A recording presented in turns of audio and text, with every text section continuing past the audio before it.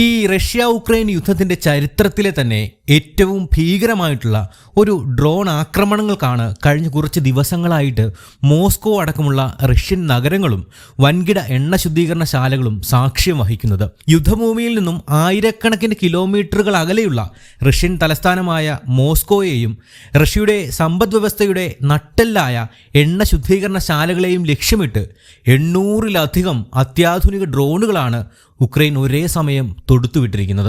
റഷ്യയുടെ ചരിത്രത്തിലെ തന്നെ ഏറ്റവും വലിയ ഈ ഡ്രോൺ ആക്രമണത്തിന് പിന്നിൽ ബ്രിട്ടനും പാശ്ചാത്യ രാജ്യങ്ങളും നൽകിയ അത്യാധുനിക സാങ്കേതിക വിദ്യയാണെന്ന് വ്യക്തമായതോടെ ബ്രിട്ടന് നേരെ നേരിട്ടുള്ള ആക്രമണ ഭീഷണിയുമായിട്ട് സാക്ഷാൽ വ്ളാഡിമിർ പുടിനും ക്രെംലിനും രംഗത്തെത്തിയിരിക്കുകയാണ്. എന്താണ് യഥാർത്ഥത്തിൽ റഷ്യയിൽ സംഭവിച്ചത്? റഷ്യൻ എണ്ണ കമ്പനികൾക്ക് സംഭവിച്ച നാശനഷ്ടങ്ങൾ എന്തൊക്കെയാണ്? ബ്രിട്ടനെതിരെ റഷ്യ തിരിയാനായിട്ടുള്ള കാരണം എന്താണ്? നമുക്ക് എല്ലാം വിശദമായിട്ട് പരിശോധിക്കാം. അതിനു മുമ്പ് എപ്പോഴും പറയുന്ന കാര്യം ഒന്നുകൂടി ഓർമ്മിപ്പിക്കുകയാണ്. നമ്മുടെ ചാനൽ സബ്സ്ക്രൈബ് ചെയ്യാത്തവർ അതൊന്ന് പരിഗണിക്കണം. ഒരു സെക്കൻഡ് പോലും സമയമെടുക്കാത്തൊരു കാര്യമാണ്. ഇനി നമുക്ക് കാര്യത്തിലേക്ക് വരാം. കഴിഞ്ഞ ഏതാനും ദിവസങ്ങളായിട്ട് റഷ്യയുടെ ആകാശത്ത് കരിമേഘങ്ങൾ പടർത്തുന്ന കാഴ്ചകളാണ് പുറത്തു വരുന്നത്. റഷ്യയുടെ അതിർത്തിയിൽ നിന്നും ഏകദേശം 1200 കിലോമീറ്റർ ഉള്ളിലുള്ള തഥാർസ്ഥാൻ, ബഷ്കോർട്ടോസ്ഥാൻ എന്നീ വ്യവസായ മേഖലകളിലെ ടനാക്കോ, റോസ്വനെറ്റ് തുടങ്ങിയ പ്രമുഖ എണ്ണ ശുദ്ധീകരണ ശാലകൾക്ക് നേരെയാണ് ഉക്രൈനിന്റെ ദീർഘദൂര ഡ്രോണുകൾ കൃത്യമായി പതിച്ചത്.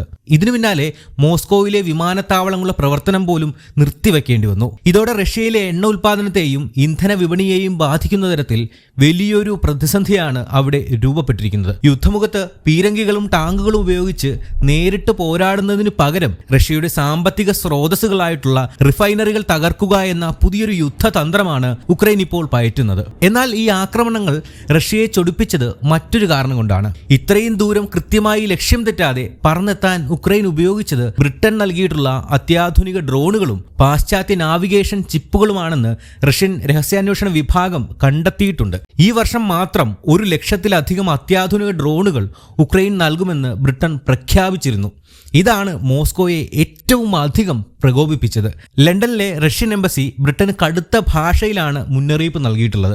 റഷ്യൻ മണ്ണിൽ നടക്കുന്ന ഈ ഭീകരാക്രമണങ്ങൾക്ക് പിന്നിൽ ബ്രിട്ടീഷ് ആയുധങ്ങളാണെന്ന് വ്യക്തമാണ്. ലണ്ടൻ മനഃപൂർവ്വം യുദ്ധം പ്രഖ്യാപിക്കാൻ ശ്രമിക്കുകയാണ്. ഇതിന് ബ്രിട്ടൻ വലിയ വില കൊടുക്കേണ്ടി വരും. ഇത്തരത്തിലുള്ള ഒരു സന്ദേശമാണ് റഷ്യൻ എംബസി ബ്രിട്ടന് നൽകിയിരിക്കുന്നത്. ബ്രിട്ടന് നേരെ സൈബർ ആക്രമണമോ പ്രത്യാക്രമണമോ ഉണ്ടാകുന്ന സൂചനയാണ് റഷ്യ നൽകുന്നത്. എന്നാൽ ഉക്രൈനൊപ്പം ഉറച്ചു നിൽക്കുന്ന ഒരു നിലപാടിൽ തന്നെയാണ് ഇപ്പോഴും ബ്രിട്ടൻ മുന്നോട്ട് പോകുന്നത്. ഇതോടെ റഷ്യൻ ഉക്രൈൻ യുദ്ധം കേവലം 2 രാജ്യങ്ങൾ തമ്മിലുള്ള പോരാട്ടമല്ലാതായി മാറിയിരിക്കുന്നു എന്ന് വേണമെങ്കിൽ പറയാം. റഷ്യയുടെ ഉള്ളറകളിലേക്ക് നേരിട്ട് ഡ്രോണുകൾ അയക്കാൻ പാശ്ചാത്യ ശക്തികൾ സാങ്കേതിക വിദ്യ നൽകുന്നതോടെ ഈ യുദ്ധം നാറ്റോയും റഷ്യയും തമ്മിലുള്ള ഒരു നേരിട്ടുള്ള ഏറ്റുമുട്ടലിലേക്ക് വഴിമാറുമോ എന്ന ആശങ്കയിലാണ് ഇപ്പോൾ ലോകം. ഇവിടെ ഇന്ത്യക്കും ചെറുതല്ലാത്ത തലവേദനകളുണ്ട്. നമുക്കറിയാം, ഈ പറയുന്നത് പോലെ ഹോർമോസ് കടലിടുക്കിൽ നടക്കുന്ന പ്രശ്നങ്ങൾ, അമേരിക്കയും ഇറാനുമായിട്ടുള്ള പ്രശ്നങ്ങൾ, ഇസ്രയേലും ഇറാനും തമ്മിലുള്ള പ്രശ്നങ്ങൾ, ഇതെല്ലാം നടക്കുന്നത് കൊണ്ട് തന്നെ ആഗോള വിപണിയിൽ ക്രൂഡ് ഓയിലിന് വളരെയധികം വില കൂടിക്കൊണ്ടിരിക്കുകയാണ്. ഇന്ത്യ അല്പമെങ്കിലും പിടിച്ചു നിൽക്കുന്നത് റഷ്യ ഡിസ്കൗണ്ടിൽ തരുന്ന ക്രൂഡ് ഓയിൽ കൊണ്ടും കൂടിയാണ് എന്നുള്ളതും നമ്മളിവിടെ ശ്രദ്ധിക്കേണ്ടതാണ്. റഷ്യ ഉക്രൈൻ യുദ്ധം ഇങ്ങനെ കടുക്കുകയും റഷ്യയിലെ തന്നെ എണ്ണ ശുദ്ധീകരണ ശാലകൾക്ക് നേരെയും ആക്രമണങ്ങൾ തുടരുകയും ചെയ്യുമ്പോഴേക്കും സ്വാഭാവികമായിട്ടും ആഗോളതലത്തിലുള്ള ക്രൂഡ് ഓയിൽ വില ഇനിയും ഉയരാനുള്ള സാധ്യതകൾ തന്നെയാണ് മുന്നിൽ കാണുന്നത്.